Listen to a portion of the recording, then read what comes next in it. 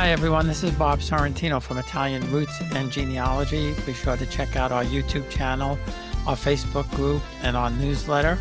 And our great sponsors, Abitativa Casa, Italy Rooting, and Phil Italy. And my guest today is author Michael Canzanaro. So welcome, Michael. Thanks for being here. It's my pleasure to be here, Bob. Pleasure to be here. No, it's nice to have you for sure. So, I certainly want to talk about your book, Papa's Story. But before we do that, where's your family from in Italy, and when did they arrive in the United States? Both sides of my family come from the region known as Basilicata, but my paternal grandfather, my papa, came from a small town in the Potenza area. He came from Albano di Lucania. People in that area sometimes called the Lucanese. And so we're from south of Italy. And he came here in 1890. He came here when most Italians settled on the West Coast, not on the East Coast. There were more Italians in California than there were in the New York, New Jersey area at that time. So that was the start of it. He came to California to become a fresco artist and paint frescoes in churches, but that didn't happen. So I'll explain a little bit more about that as we go along. So that's neat. Yeah. So he had a real trade, which was very unusual, and Yes. that's very early to come to the States for Yes. sure. His two brothers, he had three brothers. They were living in poverty, but his mother made sure that all of the boys in that family went to school and could learn to read and write. My grandfather's two of his brothers went to Argentina in 18. Not recommended for backups. And they offered to take him with them. He was 16 at that time, and he actually went to the pier with them, and just before getting on the boat, changed his mind and said, I'm staying here. I'm going to school. I want to continue to become an artist. I want to become a fresco artist. I'll come and join you perhaps after I've been trained.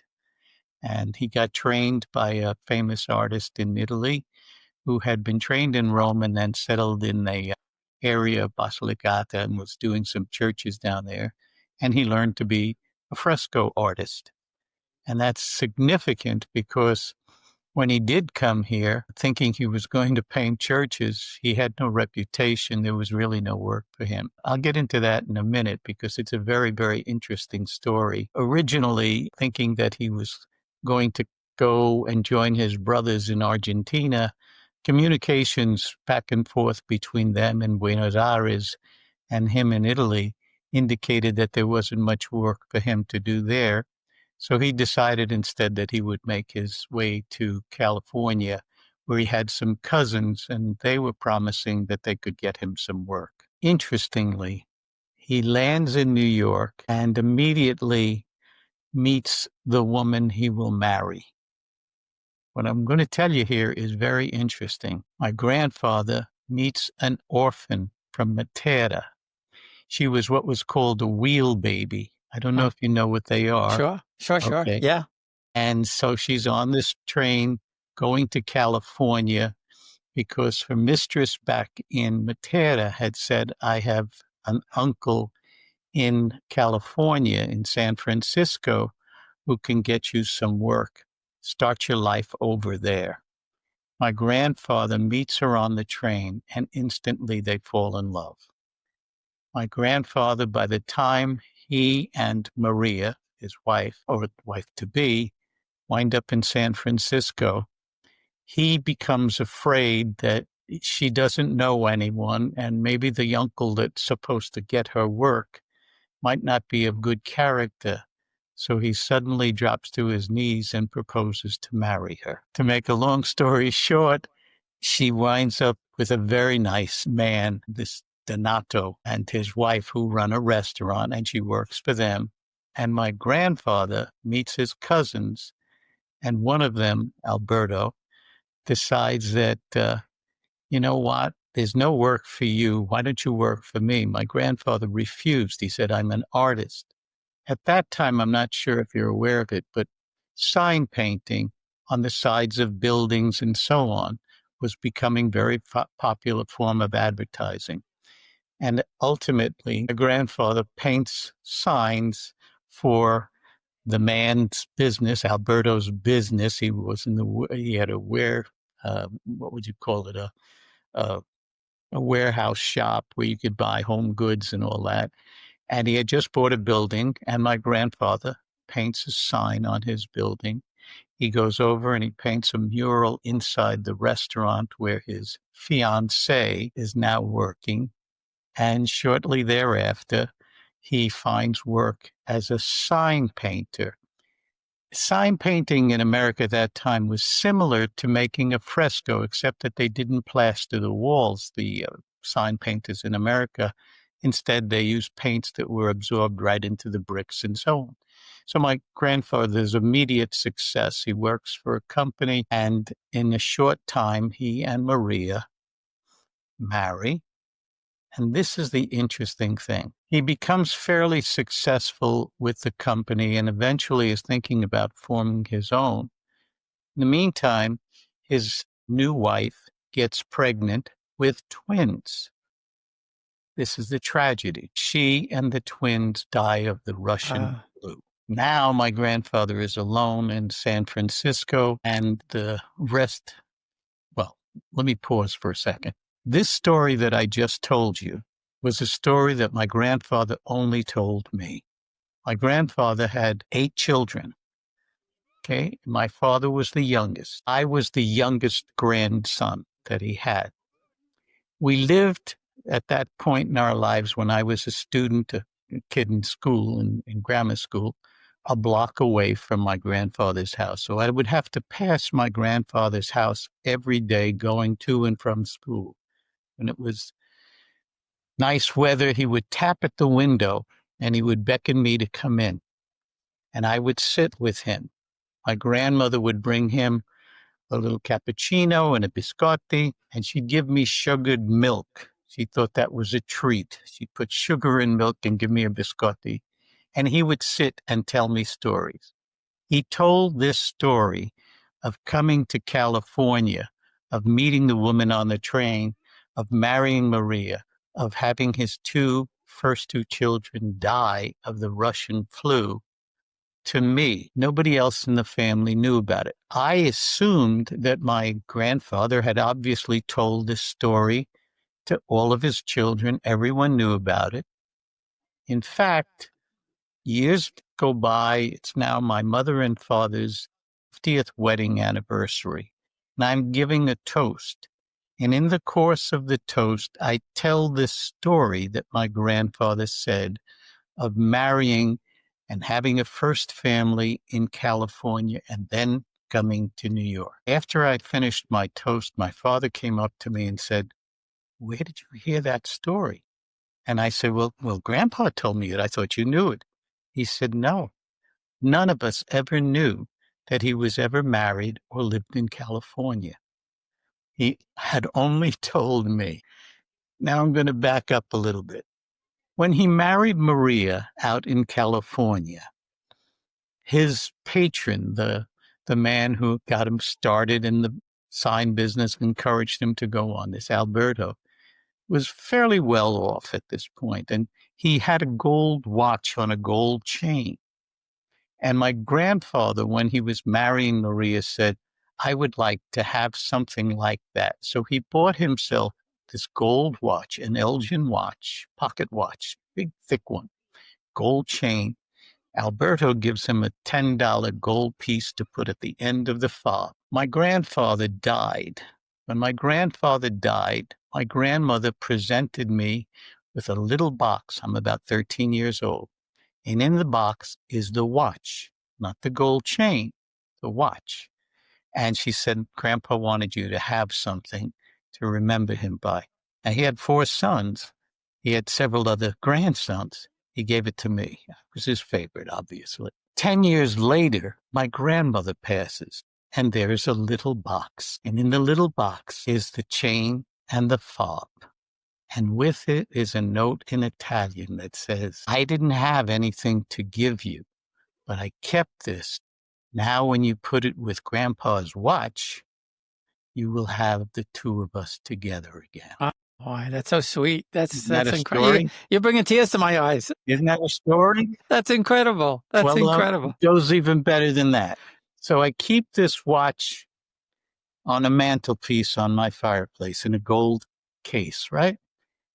And I had written this story about my mother's immigration called The Evil Eye, the Pure Heart.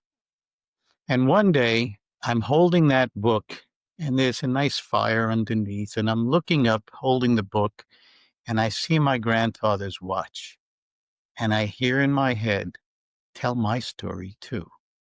And that's why I wrote the book. Wow. Yeah. Pretty amazing, isn't it?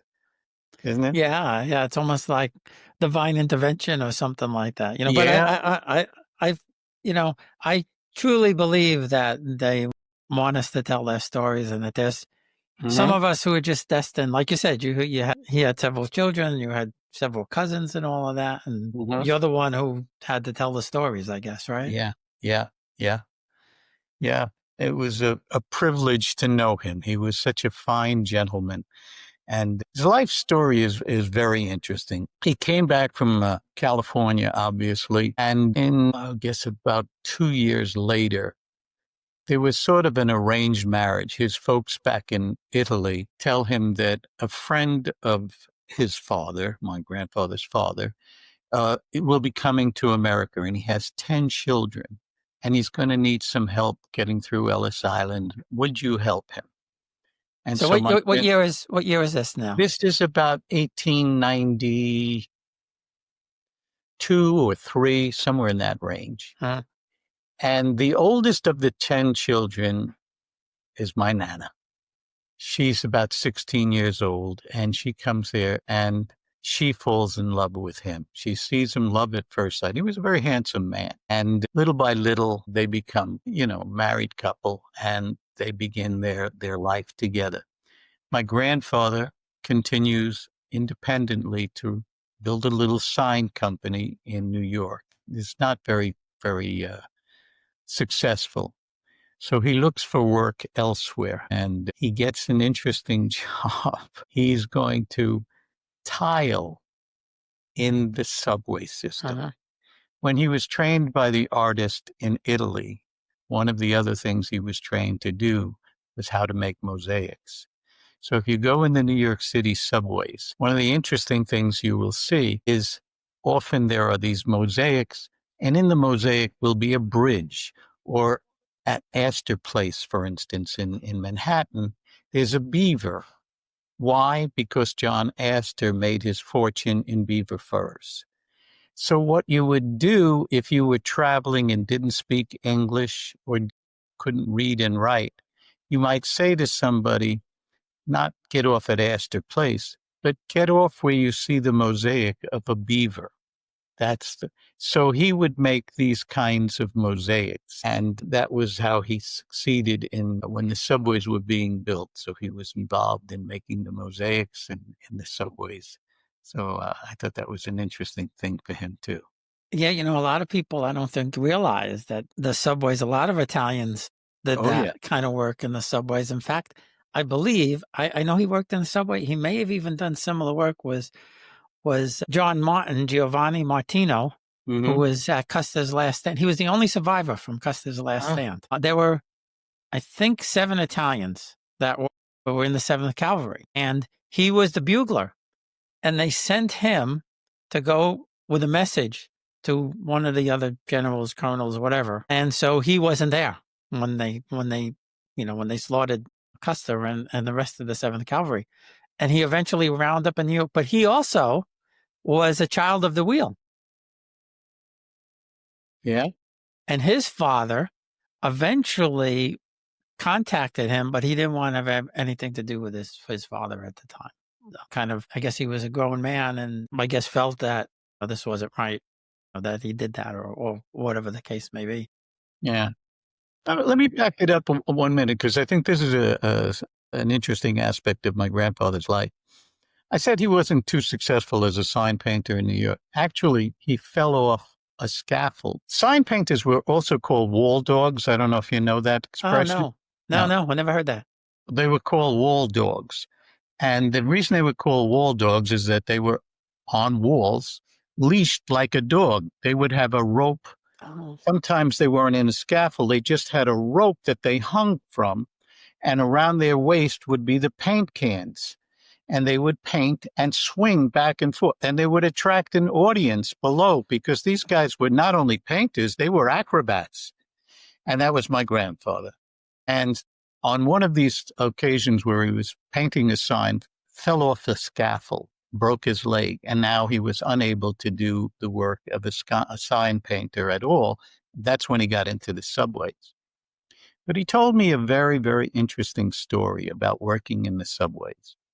He said, the Italian men at lunchtime, we would all sit down. We had little sandwiches, perhaps, or we had a little fruit and vegetable, whatever, little vino to drink, and we would hang over the side of the platform.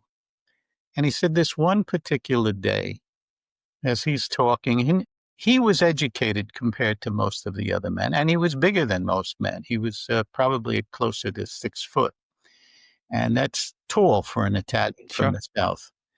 And so my grandfather says, he's kidding with the men, and he's helping men on different occasions. Somebody needs to read something. My grandfather could read not only in time, he could not only read Italian, he could read English and writing. He used to read, I was a kid, he used to read the Daily News and Il Progresso every day. He read both papers. But so he's down there, and they're, I guess, taking their lunch break, and an Irish cop comes down.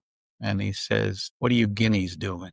And my grandfather stands up, and the man spits at him, spits chewing tobacco at him, at his shoes. And he says, "What are you going to do about it?"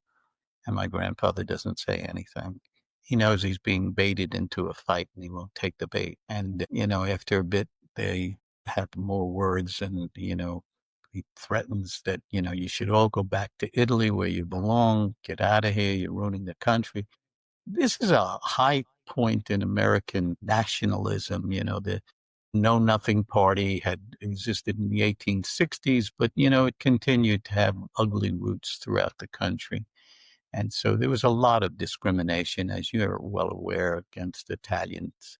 And so my grandfather just stood and took it. When he told me that story, he used to cry. He used to cry these big tears. And he said, he was so mean. That man was so mean. He said, but if I had stood back and hit him, which he was looking for me to do, he said, I probably would have been killed. If you remember, or maybe you don't, but around maybe 1890s, when he came here, there was a lynching of 15 Italians in New Orleans. Oh, yeah. Yeah. Right. In fact, the interview I just did 2 weeks ago, Sal Perricone, he just wrote a book, Cobblestones. It's a 600-page book on that. Yeah. Yeah. Yeah. I include that in this story because I thought it was very important. And I thought it was important for people to understand that the reason for Columbus Circle and the statue there is not what people think it is. It was a celebration of Italian in America and their contributions. It wasn't about Christopher Columbus. It was much more. And so a couple of years ago, when they were threatening to pull down that statue, and thank goodness Cuomo decided that wasn't going to happen, it touched me. It touched me because I knew what my grandfather had said about that lynching and about the hatred that was there. So that was significant. So my grandfather, becomes a mosaic guy in the subways. When that work is done, now he's limping, continue to walk with a cane the rest of his life.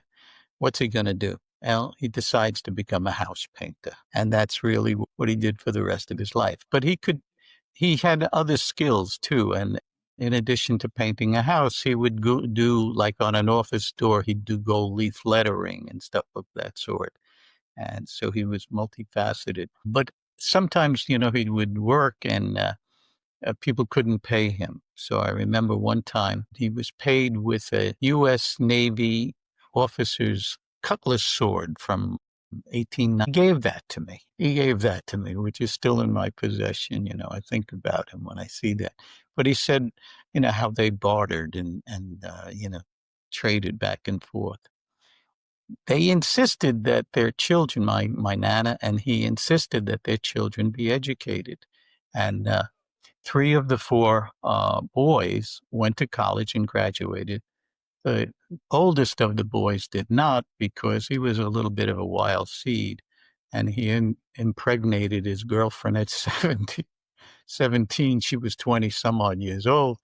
And no, you're not going to college. You're going to take care of your wife. You're going to get a job.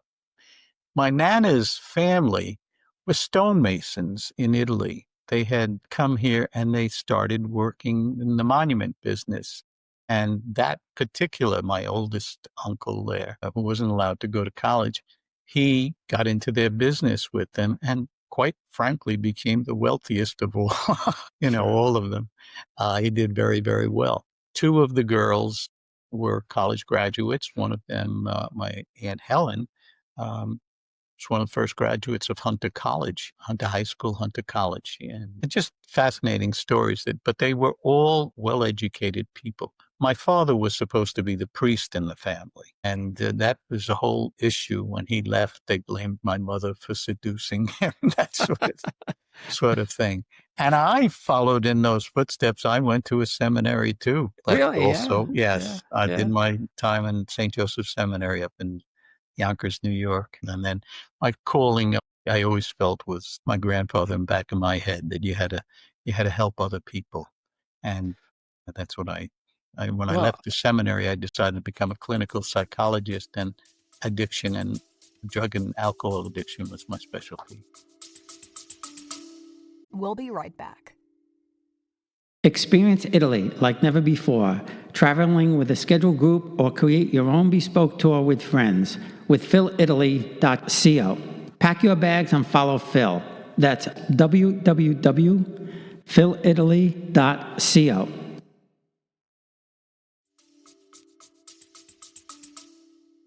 Well, I'll tell you a funny story. My paternal grandfather was in the seminary in Italy, in Naples. Mm-hmm. And I don't remember, he died when I was only like a couple of months old. But I remember hearing the story that he used to say that my grandmother used to go past the seminary in the window. He'd sit in the window and she used to flirt with him. And then maybe 5-6 years ago or something like that, I found out from my second cousin, her grandfather was my father's oldest brother. And she said the real story was that she came from money. She came from 2 noble families, and she had money in Italy, and she had a carriage, her own carriage, and it broke down in front of the seminary, and he helped to fix it. And then they gave him a ride someplace, and that's the story. So I guess we're both lucky that they didn't become priests. We wouldn't be here. That's really interesting. Yeah. Where did you grow up in New York? I grew up in the Bronx, in the Pelham Bay section of the Bronx, which was very heavily Italian. Uh-huh. Interesting aspect of that, the church in the Bronx was called St. Teresa's Church. My grandfather was one of the builders of the church, if you want to call it that. When my grandfather finally decided to move out of Little Italy in Manhattan, they moved first to the Arthur Avenue section. Do you know the history of that whole thing?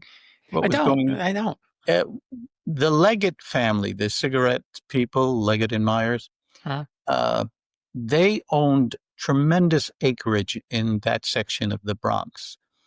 Back around 1910 or so, the oldest heir kind of bequeathed the properties to New York City, what became St. Barnabas Hospital, the Bronx Zoo, and what am I thinking? Well, they built a number of big complexes there. They needed employees. They hired the Italians. That's how Arthur Avenue became this Little Italy that we're all very much aware of. It was named after Chester A. Arthur, the president. Apparently this heir liked Chester A. Arthur and named Arthur Avenue. But my grandparents first moved to that region of Arthur Avenue in the Bronx, and they were among the first to have a telephone. And I remember my grandfather saying they lived in a house where everybody would come, the other apartments would come down and use their phone. And, it was community property, even though, And the stories he would tell about making wine, how the wine merchant would come down the street with crates and crates of wine, and he'd put one on the sidewalk for the boys to take the grapes, because if he didn't do that, they would steal the grapes right off the carts. And then these guys would all get together and they would make their wine in the cellar of one of these apartment houses. And, it was an interesting thing. So they lived in this Arthur Avenue area with these other Italians.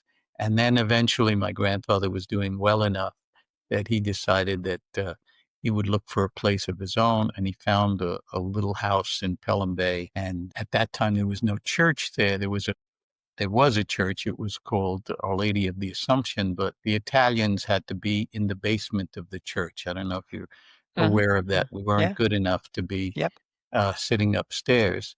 And so there was a priest sent to be run like a little chapel. And he used to do mass in people's houses, the Italian people's houses. And eventually they got enough money to buy, to build a church. And my grandfather was instrumental. In fact, at the age of, I think he was 69 or something like that, with his crippled leg and all, he climbed up to the steeple and erected the bell tower. Wow. Just interesting, just an interesting guy. And, that's another thing that people don't realize or understand, that, we weren't allowed in the Irish churches. Yep. And the tension, which brings up another story that I should tell. Did you ever hear the expression, he was shanghaied? Yeah. Okay. So Shanghai meant that you were taken off the streets, a young man, and you were drunk, and they'd put you on a boat, and the next thing you know, you found yourself in the Asian seas or something. Well, my Aunt Mary, the oldest of my grandfather's children, my Aunt Mary fell in love with this fella, another Italian, and he was going to join the army or something to get naturalized more quickly. And I forget how the story went exactly, but what happened was that she got engaged to him when he did his time in the service, then they would get married. Well, he disappears, and she goes looking for him and can't find him. And it's years, 2 years pass, 3 years pass, and finally he shows up. Well, where were you? And he explains that he was shanghaied, that he happened to get drunk one night and was too close to the piers, and the next thing he knew, he was aboard a ship. And so, she had nothing to do with him. So she is now beyond him, and she is now engaged to an Irishman. And the tension that they talked about between the Irish and the Italians, although we tend to think of them as, getting along great because they shared a common Catholic faith. So my Uncle Lou Harris was his name, is the first non-Italian in the family. And my grandmother is welcoming him with open arms because that was the kind of person that she was. But from what I understand of my uncles, they gave him a real tough time, and it took a while for him to fit in. Well, in my mother's family, there were 9 children, and only my mother's youngest brother married the only non-Italian, my Aunt Margie. She was Scottish. But by then, it was after the war and things were different, And my father's family, surprisingly enough, it was his oldest brother who married. In fact, she was Protestant. They were living in Scotch Plains, New Jersey for a while back then. And she was actually taller than him, because my father's family, they're short. My father was probably the tallest of the lot. And he was about 5'6" or 5'7". My aunts are all 5 foot, 5'1". And it's funny because she was, I remember her a little bit. And I guess she was probably like a German descent or something like that. But she was probably, not tall, but certainly taller than him, which was, nowadays it doesn't matter, right? Everybody marries everybody. But I know what you're saying. It was a tough thing back then, to marry out of the time. It was tough for some Italians to marry Sicilians, if you remember. I interviewed Dr. Luignaro, he won the Nobel Prize. Neither one of his parents went to no school at all. Amazing. He's about 80 something now. They came from Italy. They had absolutely no school, but he said they eventually moved to Five Towns, if you know where that is, by Yes. Rockaway, right? Yeah. And it was all Jewish, or mostly Jewish. And he said there was one Italian family, and they were from, I forget where he was from, but they were from a different region. It wasn't Sicily, it was someplace else, maybe Puglia or whatever. And he said, my father wouldn't talk to him. Yes. He said that, they're Italian. No. Well, that's kind of an interesting thing too. My mother, she was poorer. They were poorer than my father's family, not as educated. My father was supposed to be a priest. My father had left the seminary when he met my mother, but my grandparents accused my mother of making him leave the seminary. He was supposed to be the priest. Anyway, when my mother and father decided to marry, my grandparents said, we will come to the church, but we will not come to the reception. So they never came to the reception. Really? Well, my mother, in time, becomes my grandfather's absolute favorite. She and he got along beautifully. He loved her. My mother lived to be 104. She cursed my grandfather. Why? Because she had made him a sweater, a beautiful, beautiful sweater that he wore all the time. And when she gave him the sweater, he said to her, may you live to be 100 years old. And in her old age, when she was feeling her bones, she used to say, it's all your grandfather's fault that I'm old. Yeah. That's something. It's a funny story. Yeah. That's an incredible story. And she did. Wow. Yeah. That's something. Who knows? Maybe he knew something that could be. You never know. Those old Italians, they come up with just strange stories. Yeah, I love hearing those old stories like that. I just wish, I used to see my mother's mother more than any of my grandparents. And I used to sit there and play cards with her and everything like that. But I was a kid, and she really didn't talk that much about Italy, and I never asked. And now I could kick myself that I didn't say to her, Grandma, tell me about what it was like in Italy and all of that. Have you been to the hometown? Oh yeah. And Canzanaro is kind of an odd name, in this country. I never ran into anybody that wasn't a relative with the name Canzanaro. But we went back, my sister and her husband, my wife and I, and we traced our roots. We went to find my mother's town in Pumarica in southern Italy. And then we were looking for my grandfather's hometown, Albano di Lucania, up in the mountains. It's beautiful. When we went there, it reminded me of the Alps. Beautiful little city, but it was pretty well deserted. And I remember we pulled into the town, and I said, this is magnificent. The setting is magnificent. Why isn't anybody around? Knock on a door in broken English and best we could make in whatever little Italian we had. We said, our grandparents are from here, and are there any Canzaneros here? And the woman said in Italian, Canzanaro. We're all Canzaneros in this town. Everyone. Anyway, we wind up with a conversation, and she says, everybody left. There's no work. There wasn't any work here. And it was really why my grandfather left in the first place. There was an interesting aspect, the oldest child in the family, my grandfather's oldest brother, he inherited the farm. And on the farm, which couldn't sustain anything, that's why they all left, but on the farm was a vineyard as well. Well, that brother's oldest son fought in World War II, and he was killed in battle. And that was 1817, I think it was. When we drove into Albano di Lucania, there was a statue of a soldier with all the names of the soldiers underneath, right? And among the names is Rocco Canzanaro, Lieutenant Rocco Canzanaro. And when my father was born, this would be his cousin, had been killed. So in 1817, when my father was born, this cousin has died in battle. My grandfather finds out, and he names my father after him. So he's named in honor of his cousin Rocco. Many, many years pass. My grandfather's oldest brother passes away without any other heirs, leaves the vineyard to my father. My father never knew this, or maybe he knew it, but he never went to claim it.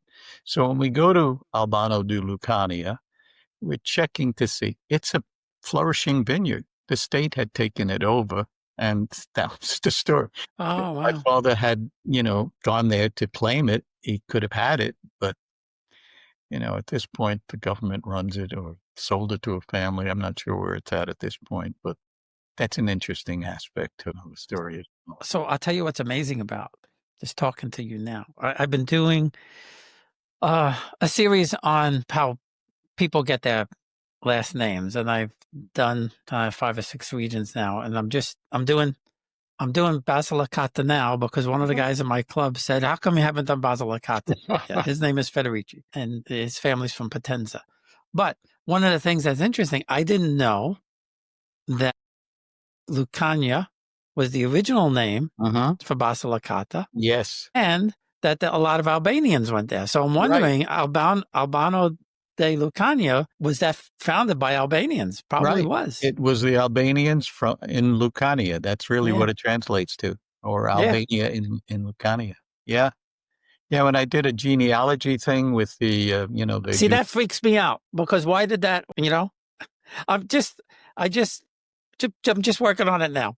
I think it was the persecuted Albanians. They were being the Christians. They came to Italy because the Muslims were persecuting them. Yeah, they were being persecuted by the Ottomans, and apparently they were quite the warriors. The ones that did come over, the original Albanians were merchants. What do they call them?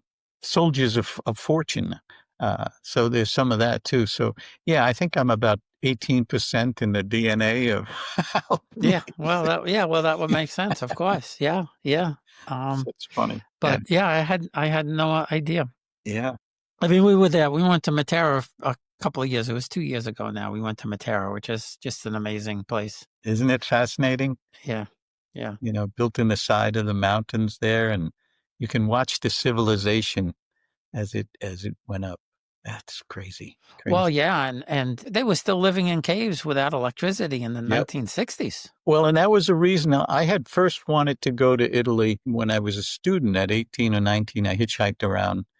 I wasn't supposed to do that. You were a seminarian. You're not supposed to do stuff like that. But I hitchhiked around Italy with a friend of mine. We were both seminarians. And I said to my mother, I want to go to your hometown. She said, I don't want you going there. Those people live in caves. I don't want you going there.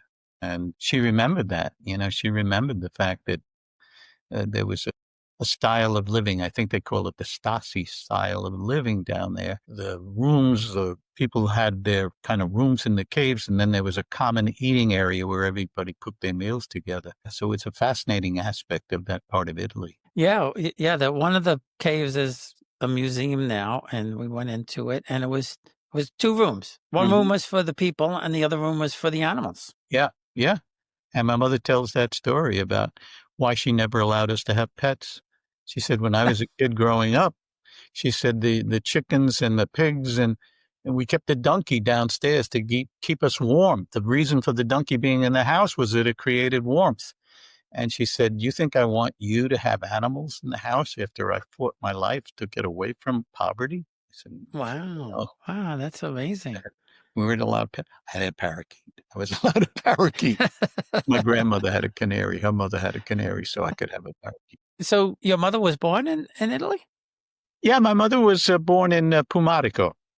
Oh yeah, my mother was the story in in The Evil Eye, the Pure Heart. I tell all this, but my maternal grandmother came to America by herself at 16. Met my grandfather, her husband, in New York. They married in New York. They didn't know each other before that, but he happened to be from, I forget which town was close to Matera, but Pumarica. Anyway, So they marry here. When she's pregnant with their first child, he says, America's no place for you to raise a child. You're going back to Italy. When I make enough money to have something other than a tenement apartment, I will send for you. Well, my grandmother goes back. She has our son in Italy and sends my grandfather a lock of his hair. And when he sees the lock of hair, he picks up stakes and goes back to Italy and says, I'm never going back to America. This is it. We're never going. I don't know if you remember me telling the story or not, but so what happens is that my grandmother, who hated Italy, does everything in her power all this time to go back. Finally, my grandfather was kind of a mean, abusive man, picks a fight with my grandmother. By this time, the oldest child, my Uncle Michael, is big enough to stand up to him. He breaks a chair over my grandfather's head while he's about to attack my grandmother. My grandfather takes out his rifle. He's going to shoot my uncle. And my grandmother says, get the hell out of here. I'll let you know when it's safe. In the meantime, be prepared. You're going to America. And so that's how he comes here first. There's a reconciliation. And then he sends for my grandfather. And then slowly the whole family came here. But yeah, it was pretty interesting. It's a very different story than my grandfather's story. Yeah, for sure. That's why I think my grandfather felt I had to tell it. Yeah, probably. Yeah, no, fascinating stuff. Yeah, Really fascinating stuff. All those, we all have similar stories, but they're all different. Yeah. It's amazing. Yeah. And you had mentioned earlier, like class system. My uncle, when my mother's parents came, they left my uncle behind with his grandparents, and my cousin interviewed him in Barres before he passed away, and I finally got him to translate it. But anyway, he says now they're in Torito Bari. It's small town, basically that's farming. where my mother's father was actually from Bari. I couldn't think of where it was, but yeah, it was Bari. And you wouldn't think there's a class system there, but there was, because he tells the story that he was attracted to my aunt, and I guess she was to him, but they wouldn't let her marry him. Yeah. And then he went in the army, and he was in, I don't know if it was Libya or probably Ethiopia. I think Ethiopia. And when he came back, then they said, okay, they let them get married. And then they were there until the 1950s. Before they came over, and they had to wait in Canada for 4 years. They couldn't come right in, even though my uncles, the rest of the family was born here, except for my oldest aunt. My uncles all fought in World War II. That didn't matter. But they had to wait it out in Canada. Yeah. The people don't realize that. People think everybody just rolled right in, but there was still those, there's still those laws that they couldn't come in. Yeah, my father's, he was the youngest, but his brother, just 2 years older than him, was also in World War II, my father and he. And he had a bride in Italy. He married a 16-year-old girl, and then she had to come to America. And that was a whole story, too, just what was going on then about allowing these women who had married the American soldiers, whether in England or Italy or wherever, to come here, and all of the legislation that had to be passed to allow that to happen. So it's another thing I write of in the book there. I have a friend. His mother was he's a good friend, actually. His mother was an English war bride, or an Italian war bride of an English man. His father met her up north. She was from the Milan area, actually, and she was in the square when they hung Mussolini. Imagine that. Yeah. Right. And then shortly thereafter, he had to go back and then send for her. She didn't speak any English at all. She, same thing. She came by herself and had to find a way to Woking. That's where they lived, in Woking, England, not too far from London, maybe a half hour or something like that. Well, Michael, this has been really fascinating. Sure. Yeah. One last story that I think is rather wonderful. I'm talking about miracles. I started. My grandfather tells this story that it was probably the cold of winter, and he has no work as a house painter, and now he's got all 8 children, and he is just beside himself, and he outside sitting on a stoop crying outside his house, and he's crying, and a big limousine comes down the street, and a passenger in the back tells the driver to stop, and the man gets out and he sees my grandfather crying, and he says, "What are you crying about?" My grandfather explains, "It's winter. I don't have any money. It's cold. I can't afford to buy coal for the fireplace. I just don't know what I'm going to do." And the man hands my grandfather a $50 bill, and Wow. he says, "Take care of your family." And my grandfather says, "But can I paint for you? Can I do something?" And basically the man said, "Well, just pass it on." And so my grandfather tells that story of his little miracle. Well, he did pass it on. He founded in our church the St. Vincent de Paul Society. He started it. And so at his funeral, there were all these people that come that say, it was because of your grandfather that this happened or that happened. And, I believe in miracles. What can I tell you, Bob? Well, you have to. Yeah, I mean, I don't believe in coincidences. I've heard too many stories about how people found their ancestors or, Yeah. something like that. It's just, whether they're guiding us or whatever. Yeah. I can't explain it, but there's something more to it than just meets the eye, So before we go, where can people find the books? It's on Amazon. I'll show you. I'll hold up a copy of it. You can see it. Papa's Story. Yep. America Through the Eyes of a Brave Italian Immigrant. That's him. It's on Amazon. And if they write my name, Michael Canzanaro or Michael J. Canzanaro, PhD, I have a doctorate. They can find it on Amazon. Papa's Story. I think some of the women who've read it have said to me, the first half of that book reads like a romance novel, the way the relationship between your grandfather and Maria developed. So, yeah, I think they would enjoy it. I really do. Well, a lot of the stories that I've mentioned today, they were all in that book there. No, that's great. And I'll put the links out there. Well, thanks again. I appreciate it.